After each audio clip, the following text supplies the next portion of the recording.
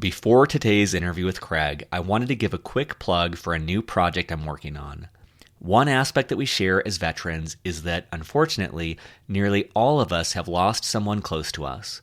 I've lost two close friends in my lifetime, and in each case, the value of my memories with them, the photos, videos, and stories, all became like lifelines, monuments to these men who meant so much to me. I've thought about this off and on for the last 10 years, about memories, stories, and legacy. With an 11-month-old son, I think about that even more. I want my son to know the stories of my parents and grandparents. I want him to know them and who they are in the same way that I do.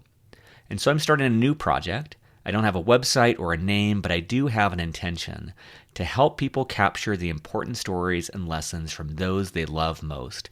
I've done over 333 interviews with Beyond the Uniform, but I've never applied that same curiosity to my loved ones. And so I'm starting with my family, capturing my parents' story on audio, not for a podcast, not for the world, but for myself, for my brothers, and one day for my son. I'd love to extend this invitation to you and your family as well, to capture the stories that make them who they are. Preserve them in a way that you and your family can listen to and keep them with you. This is still all a big experiment at this point, but if it excites you, go to beyondtheuniform.org/memories, where I'll post more information. I'm seeking feedback, and I'm seeking the first people to work with. That'll be at beyondtheuniform.org/memories. Thanks, and enjoy today's episode with Craig. Welcome back to Beyond the Uniform. I'm Justin Asiri, and my mission is to help members of the military community thrive in their post-service life. Today's episode number 339, Purpose Mapping with Craig Filek. I think the main thing is find what lights you up. Find the thing, because purpose is an experience, right? This is it. This is what I was born to do. And when you're having that experience, there's no questions, there's no inner critic, there's no, the next action step is crystal clear, right? Figure out what that is as soon as you can, and then reevaluate everything in your life based on, does it support me doing this or not? Many of the guests I've had on the show talk about their struggle to find a new purpose after they leave the military. I struggled with this as well, but spoiler alert, that doesn't end when you leave the military. I'm 39 right now, I've been out of the Navy for over 10 years, and I've been working on this same question for the last several months. That's what actually led me to today's guest, Craig. Craig and I met through John Wineland's Embodied Men's Leadership Training. That's the year-long men's program I've talked about before on Beyond the Uniform. We were in the same small group of 7 people, which meant we spent hundreds of hours together this last year. However, it wasn't until recently that I discovered Craig's superpower, which is helping people find their purpose. Today's interview is different because Craig and I have spent about 4 hours together over the last several weeks working on helping me clarify my purpose and current mission in life. We actually rolled right into this interview after an hour together of some pretty heavy-duty work together. I deeply believe in the importance of this process, of finding one's purpose, of having clarity about what one is seeking in life. I believe in it for myself and for our audience. So you can view today's episode as part one of a much bigger offering. Craig and I will be co-hosting a 90-minute webinar about purpose mapping, where you'll get a worksheet and make significant headway towards refining your purpose in life.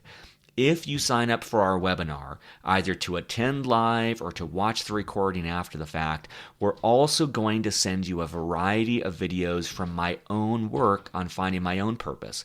I'll give you an honest look at what this process has looked like for me. It hasn't been easy, but honestly, the weeks since Craig and I met have been incredible. There's a lightness in being closer to identifying what my mission is right now, of being able to say no to things more easily and yes to things where otherwise might be hesitant. Be sure to sign up for the webinar if you're at all interested in this topic. There'll be links in the show notes for this episode, as well as on the events page of beyondtheuniform.org if you're listening to this in real time, or in the on-demand webinar section of our website if you're listening to this in the far distant future. Craig and I are collaborating on a lot more in this arena, and the best way to stay abreast of that journey as it unfolds is by registering for the webinar. As always, thanks to all of you who are helping us spread the word about Beyond the Uniform.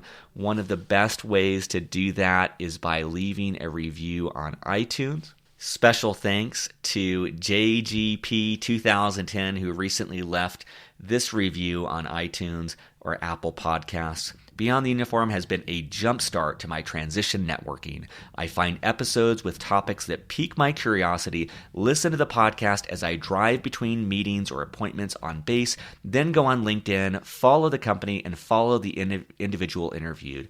The podcast interview itself also gives me something to mention if I choose to send them a message. I can comment on something I found interesting about their interview as a conversation starter. It is a very simple tactic that has helped me expand my network and is made possible by Justin's variety of individuals and topics featured on the show. I highly recommend this podcast and the resources featured to active duty service members, military spouses, etc. Thank you so much for that great review, and what an awesome tactic for networking. I hope others adopt that as well. So with that, let's dive into my conversation with Craig.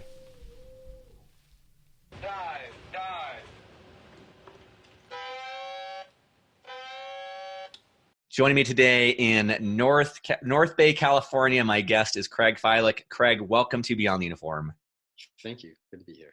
So I will read Craig's bio in a second, which I usually do, but I want to add in some extra information for listeners. So I know Craig from the Embodied Men's Leadership Training with John Wineland.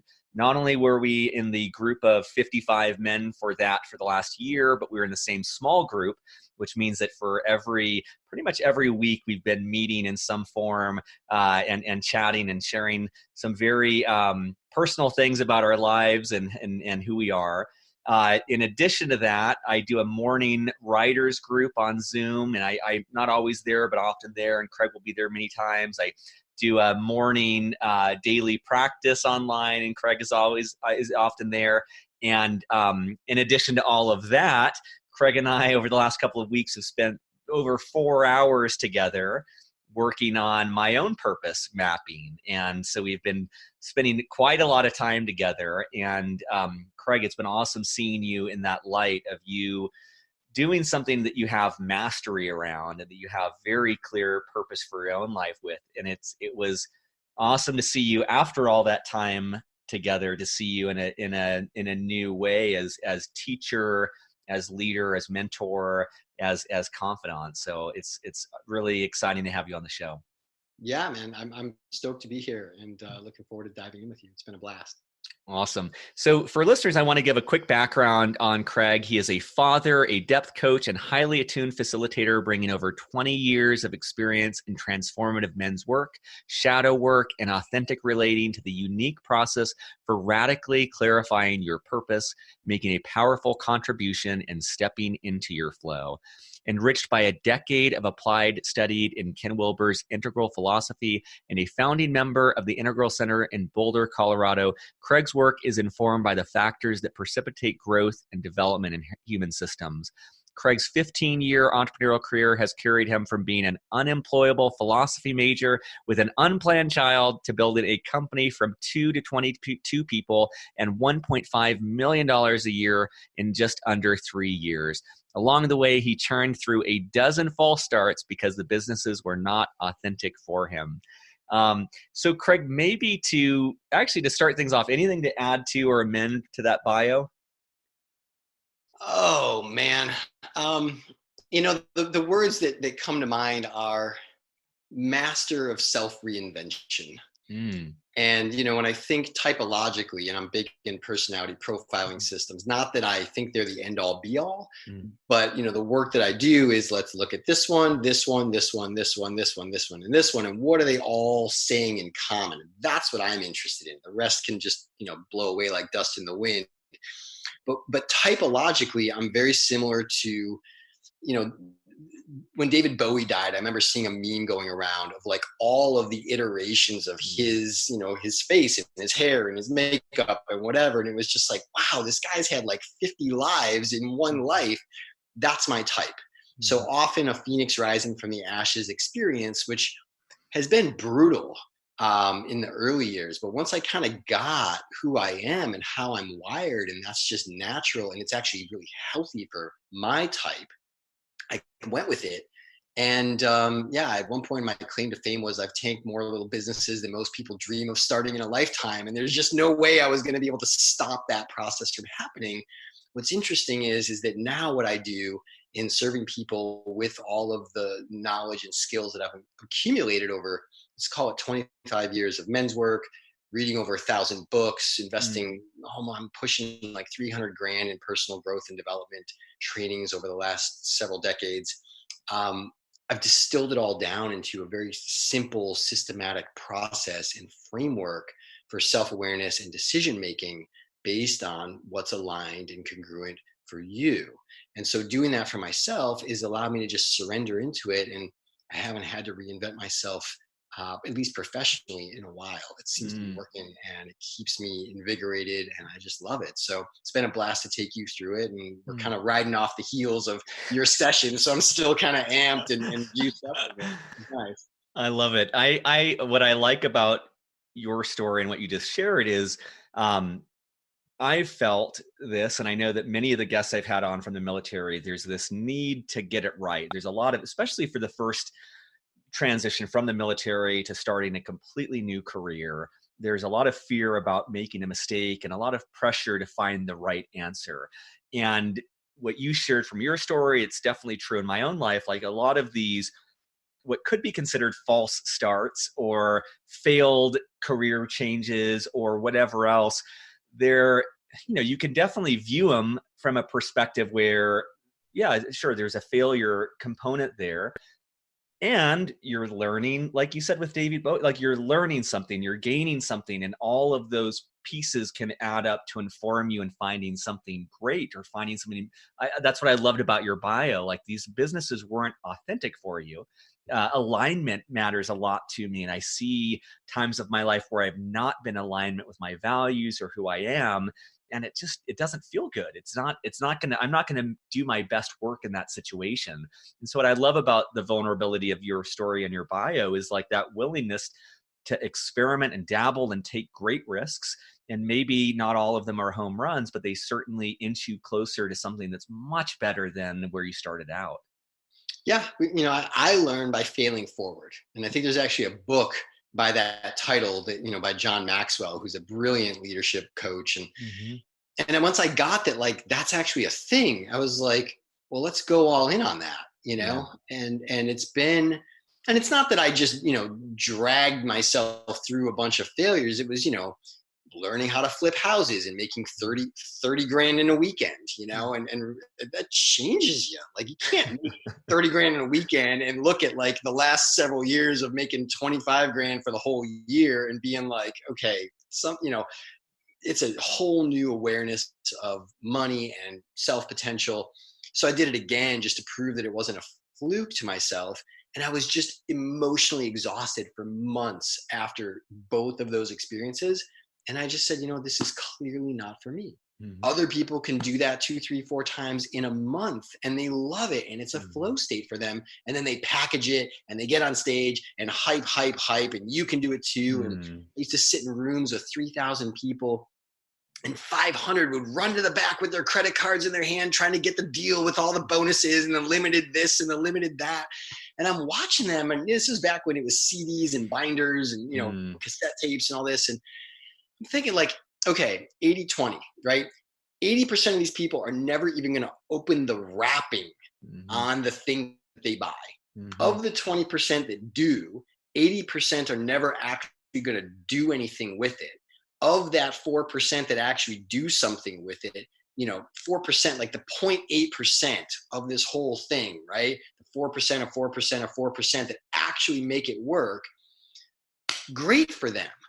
And I could make it work through willpower and muscling and just following the system. And yeah, the blueprint is great, sure, but it's bad for me, right? It's like a bad diet or a bad, I'm a yogi. I don't belong doing high intensity interval training, right? So it's getting clear on what's right for me. And I think in the military, I haven't been in the military, but my understanding from talking to many, many people who have is you kind of get stuck in a box and that's it. And those are your options, right? Mm-hmm. So the authenticity for many of us being a core value, um, at some point that becomes the priority in any career track, and you have to make a decision. What are you going to base your livelihood on? And Mm-hmm. if it's something that sucks the wind out of your sails and leaves you feeling stagnant, depressed, and compensating with behaviors, perhaps substances, activities that are just even more depleting, that downward spiral is a recipe for disaster for yourself, your family, your legacy, and ultimately the world, because Mm-hmm. that's not why you came here. That's not what you were born for. So for me, it's about helping people who find themselves in enough pain to say, I will do whatever it takes to find my clarity, to find my confidence that I can make a contribution, and then just take one tiny step towards doing that every day. And before you know it, your life starts to look like that first Bitcoin curve of it's $8, it's $8, nothing's happening. Oh, 80, oh, 800, oh, 8,000. Like, what is going on here? It's a bit, it feels superhuman. The dopamine and oxytocin and serotonin that produces creates an awareness of our capacity, of our full potential, that I think most people want conceptually, but this is like the quickest route I've found to actually experience that exponential curve in our lives. So all of that to say, in the mistakes, in the pain, in the confusion and frustration, and for me it was just failure after failure after failure, I have mined so much gold. And in the hero's journey, we go in, face the dragon, and retain, reclaim the elixir of life to bring that back for our people, our community, our family, our tribe. And I feel like I've done that sufficiently that now I've got the thing that keeps me self-renewing, because every client is a new adventure, a new journey for me, and it's still alive, and I just love it so much. So that's been my story to get here, Mm-hmm. and I'm curious to see where it goes from here. What I love about that is, so one of the things I appreciate, and for listeners, we'll get into what all this work is. I know we're kind of talking about it, but what I love about seeing you in your zone, in your element, leading me through countless hours together now, helping me uncover my purpose. You draw from a lot. You've got a lot. You've got a great vocabulary. You've got great, in the videos from your website, and the you've got great pop culture references, great references for literature, great references for science, for business. Like, you draw from so much. And so, getting a little bit more about your story here, it's exciting for me because it's like, yeah, from one limited time viewpoint, I could see at different points in your life where you would feel like a frequent career shifter or a failure or different things.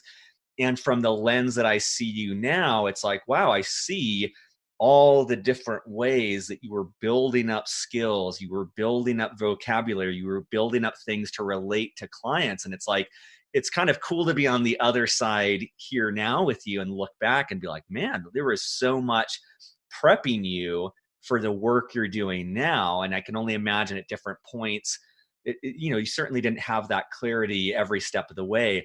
And I bring that up to name that for you, but also for listeners of like, look, you never know the failed investment banking 2 years you do. Maybe that's some crazy skill that you use for financial modeling for whatever it is you do next. Like, we never know the little pieces that lead to where we're going. And the other piece that I'll just throw out for listeners, I'm 39. I'm now, oh man, almost 15 years out of the military.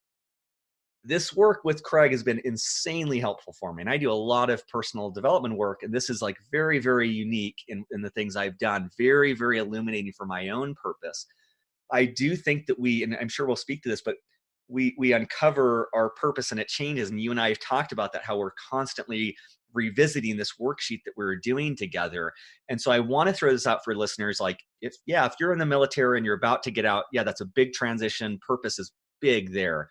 I've been out for a long time, and it's still that niggling question of getting more like a heat-seeking missile, getting more clarity and closer to the mark. So even if you've been out for 20 years, I think there's something in our conversation that's going to benefit you.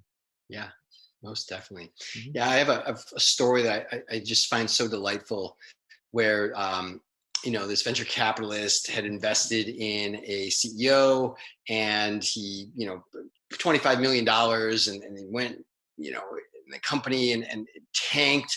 And the CEO walked into the venture capitalist office and handed him his letter of resignation, and his head was down. And the venture capitalist says, "What is this?" And he says, I'm deeply sorry. I lost $25 million of your money, and I'm so ashamed and embarrassed. And I just I want to take you off the hook for any obligation to me. I'm going to tuck my tail between my legs, and I'm going to go and figure out something else to do with my life.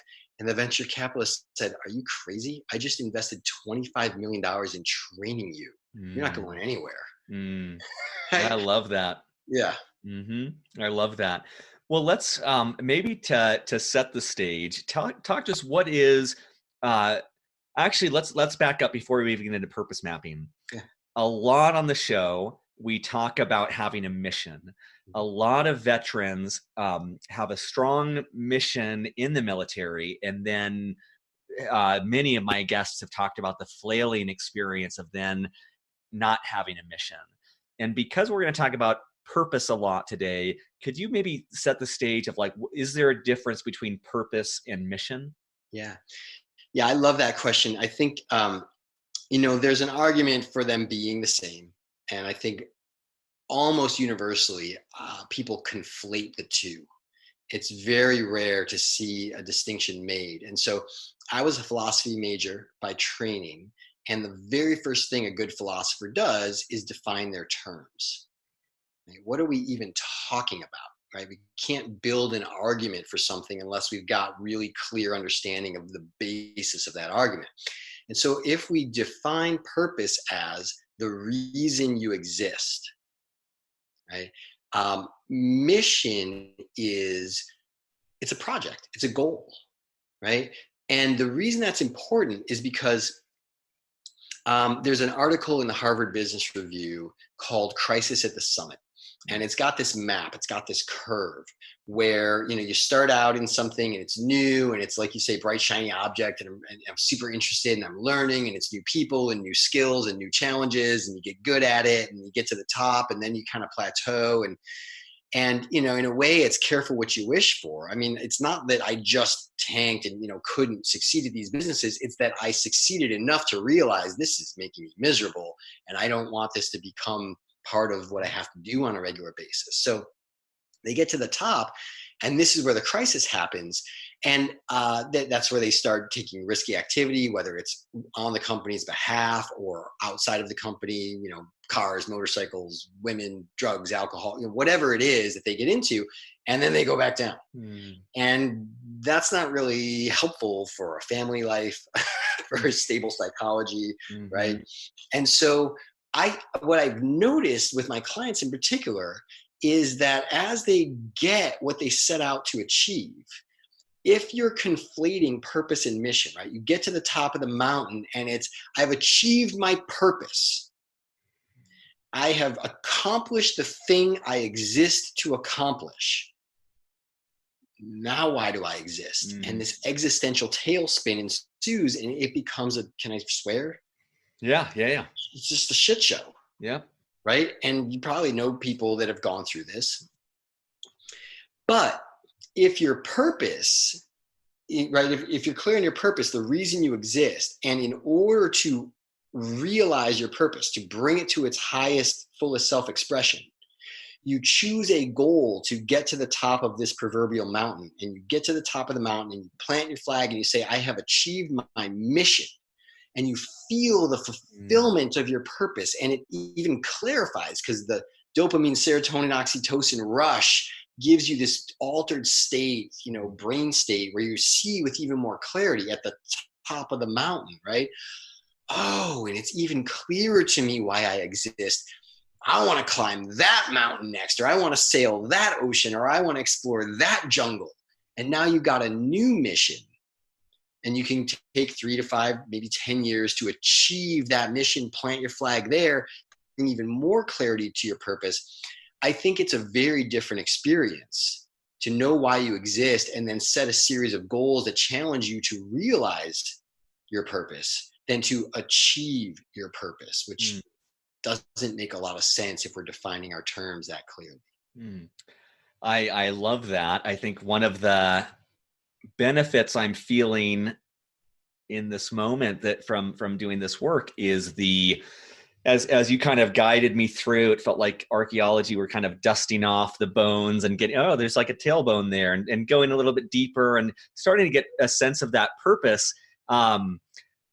It's freeing, right? It's like there's many aspects that we'll get into it here in a second, but it's freeing and giving myself permission to do the things that are good for me and that feel good, are in alignment. And it's giving myself permission to be honest about, like, okay, these things are out of scope. Like, it's easier for me to say no to these things. And then having that laser accuracy of like, okay, this is my purpose. What is the next step in my mission? And for listeners, we were doing this just minutes before we got on the podcast here, but it was like literally, okay, what's the action, Justin, that you're taking today to move towards that mission? Okay, what's the action tomorrow? And then getting some homework assignments in place to keep the ball rolling towards that mission. But I love the differentiation of that between, mission and purpose, the purpose that I will be going towards the rest of my life, that it will never fully achieve, but will always be making progress towards. Yes, exactly. Yeah. And so, there's 3 levels to the purpose mapping framework.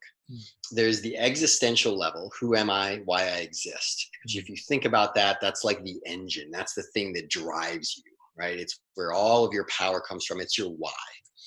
Then there's the strategic level. So existential, strategic, and then tactical. And the strategic level is like the transmission, right? We bring that power down to the runway where you can actually get some traction. So it's vision, purpose is the reason you exist, vision, mission, milestone, clear next action step.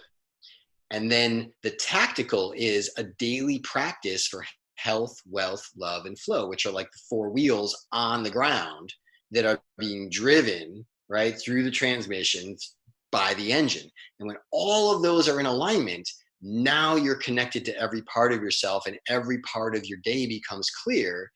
Not that you have to, your whole day is taken up by this, but if you can do a daily practice, like you were saying, like, we practice every morning, Monday through Friday, 30 minutes of, stretching ourselves together. So there's a bit of relational practice there. There's a bit of deep inner work there. There's some body practice there, right? Like I led, a practice of just let's get deep in our bodies and generate some power in there, right?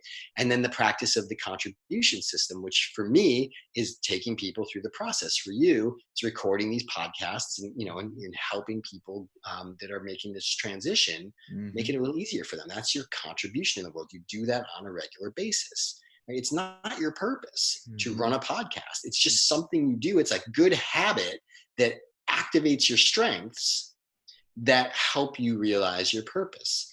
And so we align that with a mission, a 3 to 5 year big, hairy, audacious goal, a 6 month, 6 week to 6 month near term objective that you could wrap your mind around and focus on, that gave each day something that you can do, like climbing a ladder, a next action step towards the realization of that milestone. And you're still going to do the podcast every week because that's just the system you've got to be running to create the momentum to realize all this. So this is how these things stack together, and you need each piece of it. And we can get into what the components are, but I just want to say, like, I didn't create 90% of this. I just kind of wove it together because I heard Tony Robbins talking about you need a purpose, and Stephen Covey and Zig Ziglar and Michael Gerber and Robert Kiyosaki and all the luminaries in this. Nietzsche, if you have a strong enough why, you can overcome anyhow. They're all pointing at this thing, whatever you call it. It's got to be, the box has to be filled in. Mm. And so I just kind of made the minimum viable framework of boxes that have to be filled in to get the access to the power and transmit it down to the daily tactical actions that are going to bring about the dopamine, oxytocin, serotonin, endorphins, and even adrenaline, that when we're not producing them endogenously, we go looking for in thrill seeking coffee, sugar, God forbid, cocaine, marijuana, LSD, MDMA. These are the toxic mimics that we seek out when we're not getting it from our daily activities and our objectives, because I think we're wired for this. I think this is Maslow, right? We seek self-actualization. Mm. And if you read Maslow's notes that are unpublished, but his final sort of thinking on this was, it's not just realizing our full potential, it's self-transcendence. It's then giving it back to the world in a Mm. powerful way and making that contribution. And our lives are no longer for ourselves. And I think we all deeply crave to transcend the self, that anxious, like, no, what am I going to get for myself? What am I going to do today? And how do I, giving from our depth, giving from our deepest gifts. That's what life's about. And so ultimately purpose mapping is a framework too. I love the excavating, archaeologists, like, we need to find what's true for Justin. Yep. And then put it in these boxes. And then you've got a map that you can use to make choices on the existential, strategic, and tactical levels of your life that will keep you in alignment and will become, it's like a new operating system. Mm. And it gives you that chiropractic adjustment of the soul so that you're making aligned decisions that lead to more and more dopamine, oxytocin, and serotonin, or what we call the good life. Mm. I think what listeners who have been in the military or in the military, one of the things I think that you'll really appreciate about this process, and that I appreciate it, is the structure. I still enjoy structure, and it's it really is masterful, Craig, the way that you have put this together and the process. And I respect too, we were going through this, and there's, we have certain statements, and like, you really hold the process of like, okay, no, say, let's do this right. Say that my mission is, my purpose is, and there's a whole structure to this that really works well. It works well together. And I like that. And the other thing that I appreciate is, you do a tribute where you get a lot of this content from, and like anyone, you're taking things from everywhere. And that's where the beauty comes in, the baking of all these ingredients into something that's better than the sum of the parts. But what I think the other piece that I think listeners will appreciate about this process is, there's things that will be familiar to you, like Myers-Briggs, and there's things that will be very unfamiliar to you. And if you've listened to the podcast for a while, the incredible benefit of getting out of your comfort zone. And so I think in this curriculum and in this process, there's a good mixture of the familiar, the things that are in your wheelhouse, as well as blending things that, you're like, what is this? This is out of my comfort zone. And let me just say, just personally, it's great. You need all of those. Like, if we're just playing in the kiddie pool, just playing in the shallow end, you're not going to get to that deep purpose that's often uncovered by being outside of your comfort zone and being able to tolerate the discomfort. So I love those two aspects for our listeners.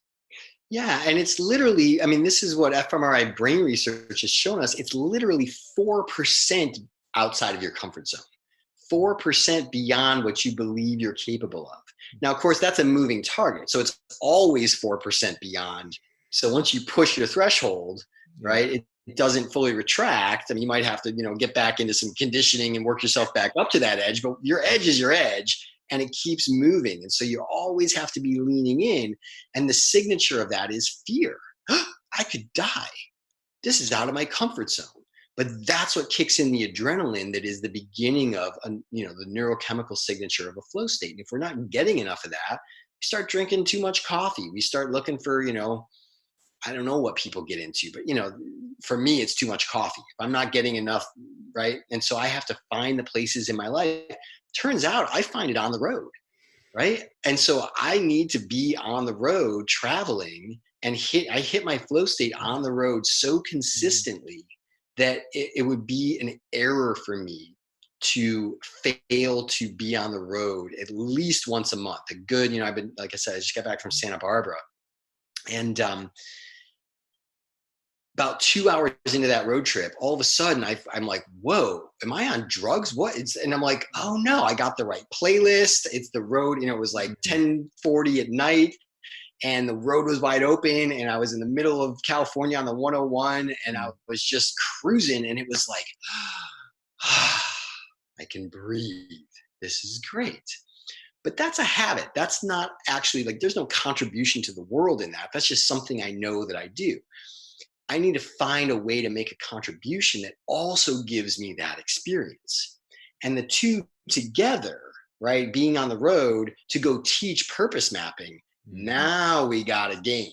Yep. Right. And so cobbling together those pieces and putting them into one framework and realizing what is the right frequency for me and how do I put the pieces together? Because we all know most of this stuff. Yeah, we've got a couple of blind spots that the map will illuminate, and you'll go, oh, I didn't know I needed that. Right. But a lot of it, it's not going to be surprising. Like, yeah, I've kind of known I wanted to do that, but now you know where it fits, and you've got the rest of the pieces of the puzzle to give you a full picture on how to proceed. That's what the framework is ultimately designed to do. I love that. And I want to ask about insights and stories, but I'm just curious, what else do you want them to know about? We can go as deep as you'd like, but the process or the structure or what purpose mapping is before we go into some more of the insights.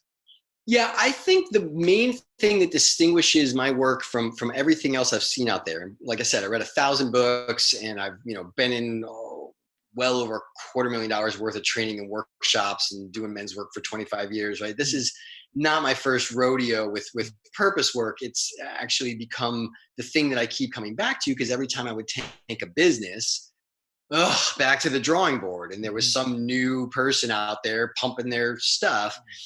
And I think the two things I want you to get is, one, it's not about what we name these things, but it's noticing, okay, everybody's talking about, I need something at this level, at the engine level. And I need something at, the why, what, and how, is what Simon Sinek calls it. I don't care what you call it, but you got to have it, right? So let's get it on the map. That's the main thing. And what I was really annoyed by is everybody's starting to call it their own proprietary thing because they want you to come buy it from them. But this is like your birthright. We've known this since Greek philosophy. They called it eudaimonia, right? This life where you're just, and this is what positive psychology has brought back in a very structured and researched way. But we've all, got these hunches about it. So the key insight is go after it. It is your birthright. If you're not feeling flow states on a regular basis, you're not feeling that selfless, timeless, effortless experience where you come away feeling like you're just gliding, and like riding the thermals, like, oh, this is it. This is why I was born. Something's amiss, and we've got some work to do. And which brings me to the other thing I want people to know, which is, shadow work, facing your dark side. We've all got it, but we spend most of our time and energy repressing it, hiding it, denying it, neglecting it, wishing we could cut it out like a tumor or kick it down the stairs and lock it in the basement like a redheaded stepchild. But that's a part of you. And once we get it on the map, if you remember, I asked you, how are you feeling? And you're like, do you remember what you said? Oh, I felt out of my comfort zone and nervous and scared and excited. Like it was, but that feeling of the edge of the diving board. Like I know I need to jump off and be in the water. That's what I want to do. And that feeling in your stomach of like, oh my God, this feels like a lot. Yeah. Yeah, and it's embarrassment. I mean, I was just in a relational leadership training down in Santa Barbara, and I realized, like, if I don't bring my authenticity and share the thing that I am most terrified to share in this room, we're 4 months into an 8-month training, like, I'm not at my edge, and it's just me that's going to suffer, and nobody's going to feel connected to me because I'm withholding and I'm shut down and my heart's closed. And I shared it, and I'm sweating, and I couldn't even make eye contact. And I said, I'm aware I'm not even making eye contact right now. And one of the leaders is a dear friend of mine from men's work 10 years ago, said, okay, would you like to take a moment and look around? And of course, I grounded my feet and I sat up and took a breath and said, okay. And I looked around and everybody was just serene. And he said, would you like to hear some feedback? And I said, sure. And the feedback was, I can actually feel your heart now. I trust you more now. And I know this conceptually, but to actually be in that experience would not have happened if I hadn't shared the thing I'm most embarrassed and ashamed by, and then felt loved anyway. And it changed everything for me. And so what I do that I've not seen in any other purpose work, I mean, I've seen it in proper, what we would call shadow work, but I've never seen purpose work that incorporates the shadow. And my experience is very much, Joseph Campbell was you call him a philosopher, he was a psychologist, he was a professor who read like all the myths from around the whole world for, decades. And he combined them into a book called The Hero with 1,000 Faces. That it's this recurring theme, this monomyth. And he was, consulting with George Lucas. It's the reason the first 3 Star Wars movies are so much better than the other ones, is because he was consulting on those, right? The Matrix, Harry Potter, The Wizard of Oz. It's always the same story. You can look up hero's journey screenplay writing, and it's like the biggest thing in Hollywood, because if we don't hit all these points of, starting in the ordinary world where life is mundane, descending into the underworld and facing trial after trial until we're literally facing the dragon, Lord of the Rings, right? Retrieving the Arkenstone, the gold, the elixir of life, and then bringing that back to make that contribution, it's not a full life. And so what I do is I bring people into that place of fear and shame and embarrassment and just help them find the gold in that cave with that dragon. Do you remember when we hit that point? Yeah. Oh, yeah. Yeah. No, that felt incredible. And I really want to underscore this. If I remember correctly, you had said like the gold, the gold is found in the shadows, is it? Or is it the cave? This is a quote from Joseph Campbell. The cave you fear to enter holds the treasure that you seek. And that was, so 2 things I'll point out for our listeners is, first of all, it really is incredible when you look at the things in your life that derail you from being the person you want to be or achieving what you want to achieve, when you start to be honest around the parts of yourself that you dislike the most. And for context, Craig and I had met a couple weeks ago. We'd gone through a couple hours together, and then we revisited it today. And we revisited this portion that's essentially a couple words that describe the parts of us we dislike. And, we kept on going, and like the point we ended up with just felt so uncomfortable to like admit these things about myself. And by doing that, when we go full circle into the things I want to bring to the world, it's like the only way to get there is through that cave. And so it's really beautiful. And the other thing that I'll point out for listeners, and if you've heard me talk before about executive coaching and other things, I don't know what else people are doing in this world, but it's like, I don't think you can do this solo.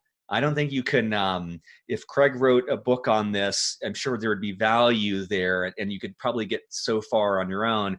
You can't do this in isolation. And I am the king of isolation. I love being a lone wolf. I've built my life around being able to be independent. And the way in which Craig and people like Craig can point out things and can call things and repeat things that I didn't even know I'd said. And all of these things make it possible. But I just can't imagine discovering the things that we've discovered in the last couple of weeks of working together on my own. I think you need a river guide who's not as entrenched in what's going on and can kind of add a little bit of the bird's eye view of what's going on. Yeah, who knows the territory? I mean, think about, there's always a mentor. There's Gandalf. There's Obi-Wan Kenobi. There's Morpheus, right? There's the Glinda the Good Witch, right? There's always someone guiding the hero's process. And so you're absolutely right. We can't do it alone. It's archetypally, It's just not the way that we're designed for this to go. So when you hear the call to adventure, when you're stuck in the ordinary world, when you're Harry Potter living under the stairs, when you're Luke Skywalker fixing droids in a hole in the ground in the desert, right? When you're just like, grinding away and life has lost its savor and you know there's more for you, whether you're in the military or in corporate or in an entrepreneurial gig, just not working for you.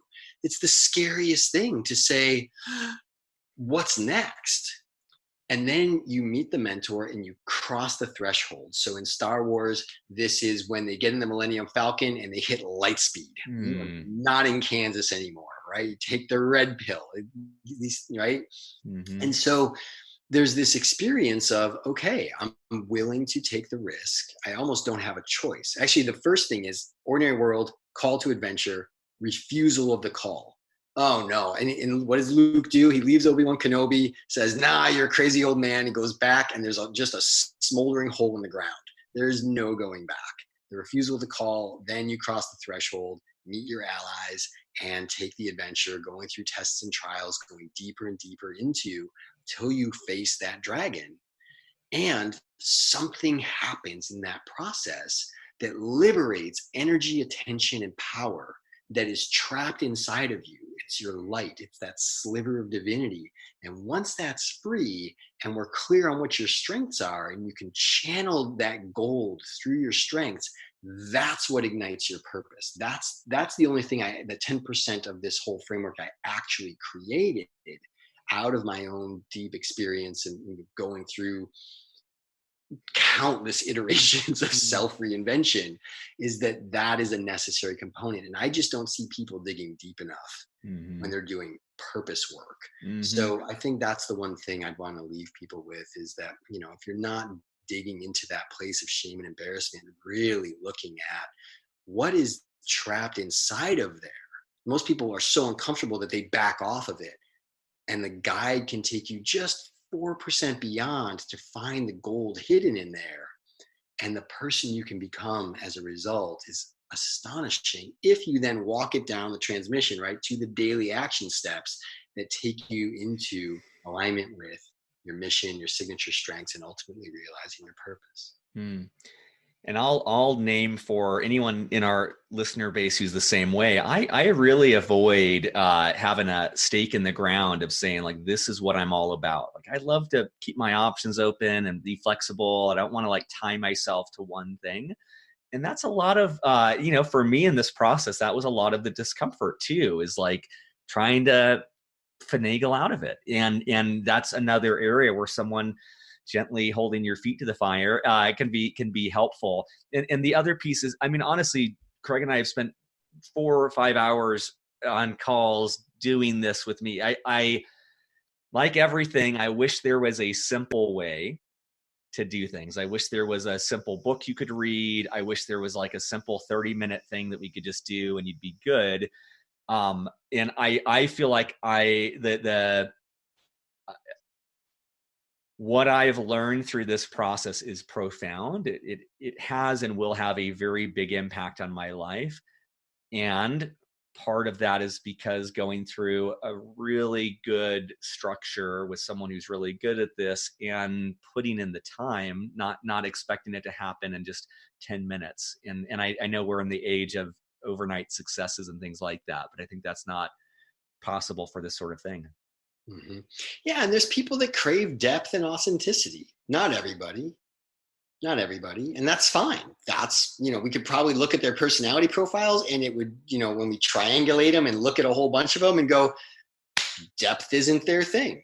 Yep. For other people, it's oxygen for us, for the intuitive types in the Myers-Briggs, for certain Enneagram types, there's several different personality profiles that, will indicate that unless we go deep, unless we reach our edge, unless we're hitting all those, deep inner fears and liberating what's stuck there since childhood. Now, I'm not a therapist. We don't go into trauma work. I would farm that out. I'm more like a general practitioner. They can point people in the right direction of, okay, here's now what you need to do on a regular basis. But for people that are ready to transform, who have a certain amount of self-awareness, who have a certain amount of depth already and are ready to commit to that and want that chiropractic adjustment of the soul so that they have the clarity all the way up and down the totem pole, as I like to say, so that they have the confidence that, yeah, I'm going to leave this ordinary world. I've got a guide. He's not going to leave me mid-process. You know, like the caterpillar goes into the cocoon and he doesn't just put on wings like a backpack and come out. It turns into snot.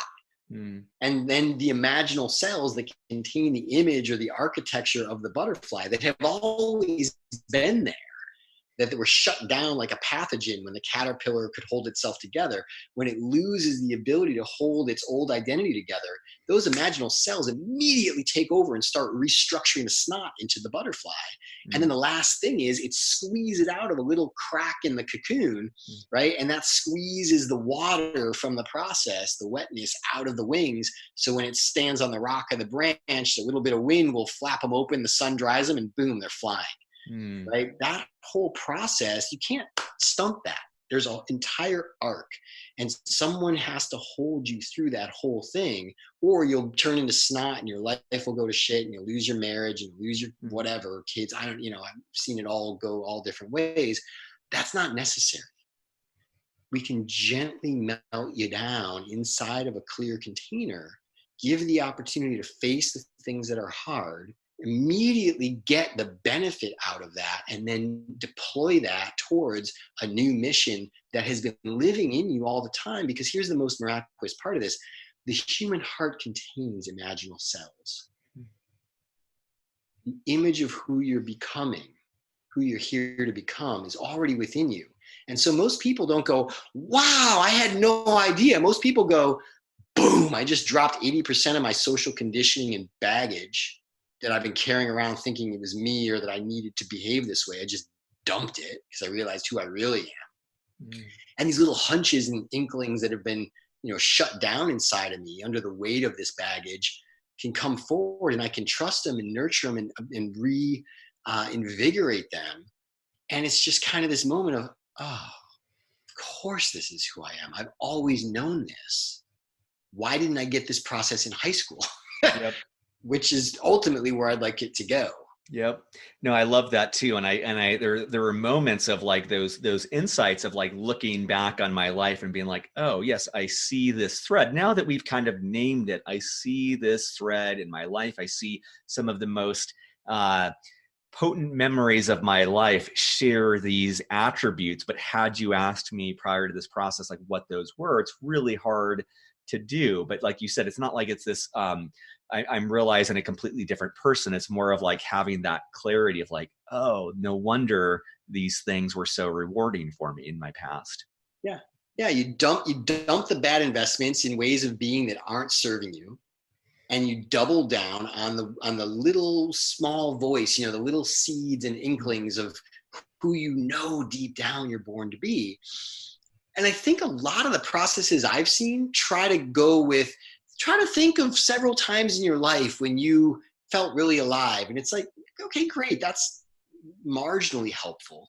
But without like a really clear process for clearing away all the baggage and conditioning to liberate the energy to actually do something about the insights that you gain through the process, and then bringing it down the levels of abstraction to what is the very next action step. Like I was sharing with you, Tony Robbins never left the site of a meeting without taking one clear, tiny action step towards the realization of the decision that was made there. So calling his assistant to say, fax over the contract, or book me this appointment, or, schedule a phone call, whatever it's going to be, it's tiny, right? Like you were like, well, I need to, change this website, but I can't get that done today. And I was like, can you block the time on your calendar for when you can get it done? Yeah. Boom, look at you, you're lit up. Dopamine. It's like, oh, was that easy? Like that's all I have to do every day. Like you still got to update the website, but if you just take that tiny step every day, your life will start to, and it's not, I don't know, law of attraction. I study that stuff, and there's absolutely something going on with, what we focus on expands and all that. I believe all that. I've experienced it. It's great.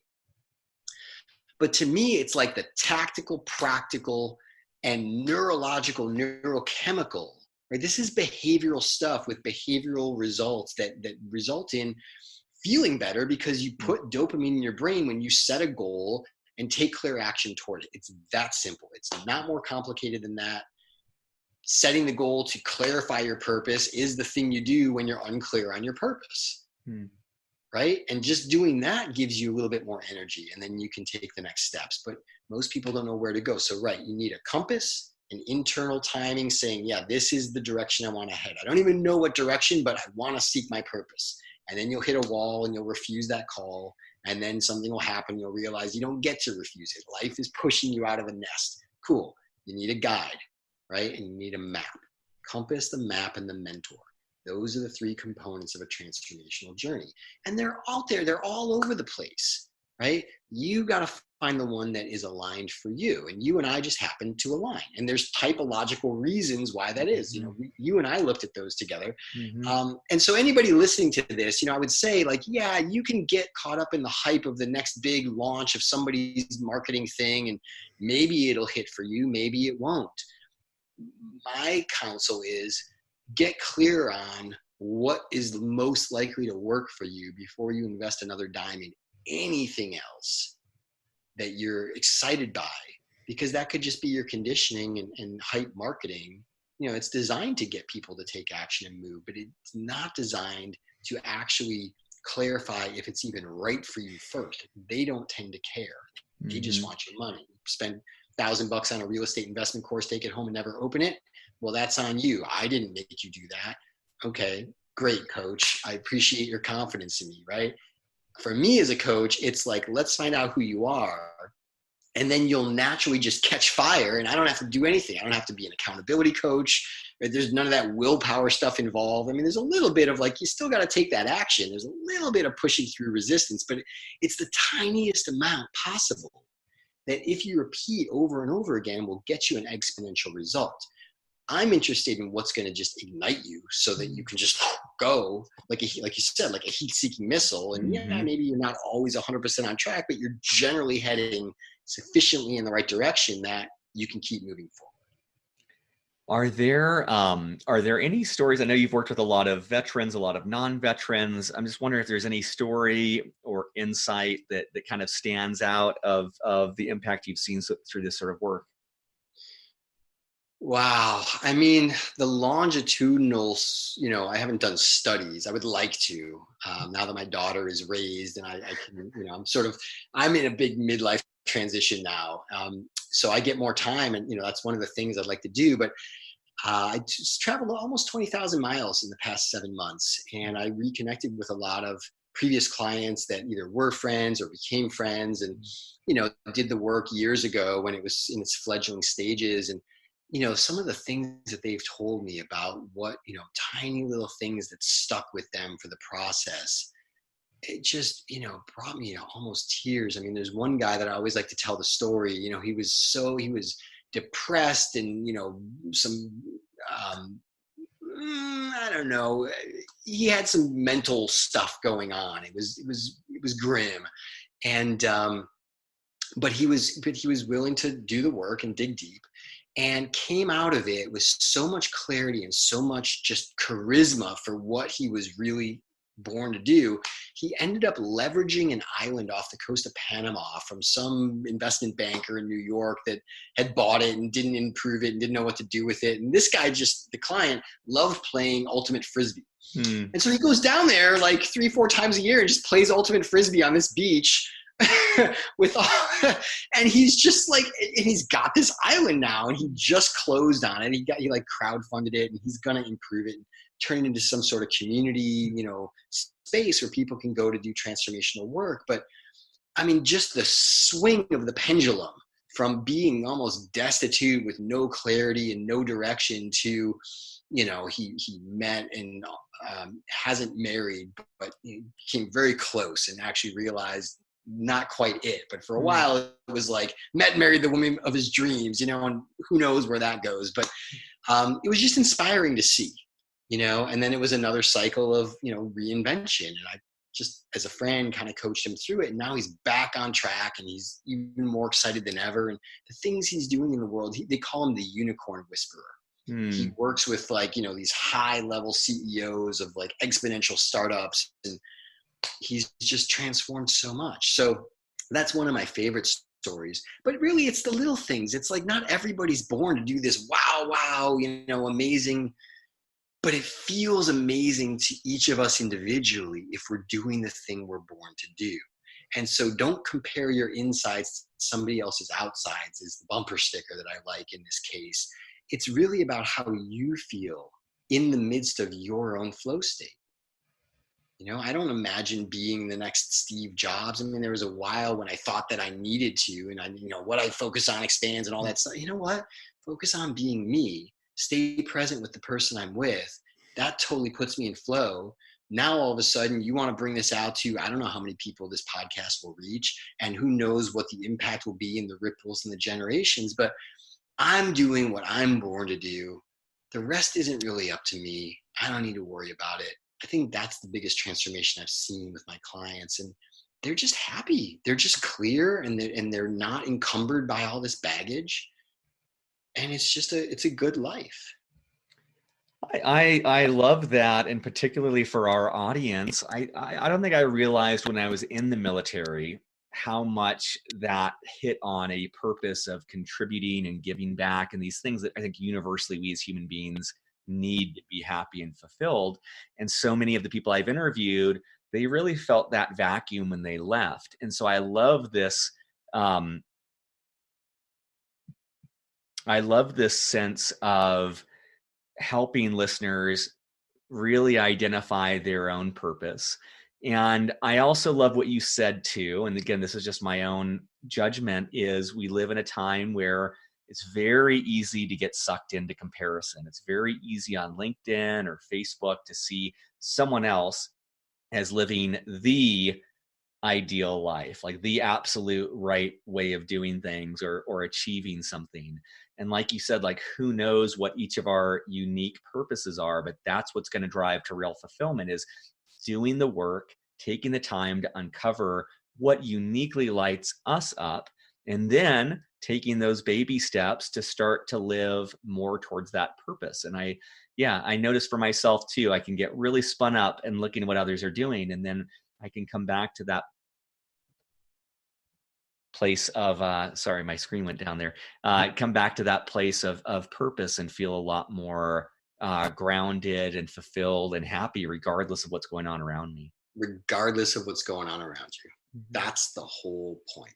Mm-hmm. There'll always be someone to compare yourself to, right? But what I like is compare yourself to who you were yesterday. It's like Groundhog's Day. Remember that movie? Mm-hmm. You just Mm-hmm. get a little better every day. Yep. Because if you can do that, I keep making this motion, your life will go exponential. Yep. It's astounding, and it is predictable. It is fact. It's a guarantee. If you take tiny steps towards the thing that you are most, confident that you're here to contribute to the world, even if you crash and burn and fail and learn, you're still able to get back up and get back in the arena and take more steps, and eventually you're going to nail it. It's astounding. Well, I know we're at the end of our time, but I always like to leave the last question open-ended. You can either take this as, what have we not covered that you want listeners to know, or what's just one piece of wisdom you'd like to leave listeners with?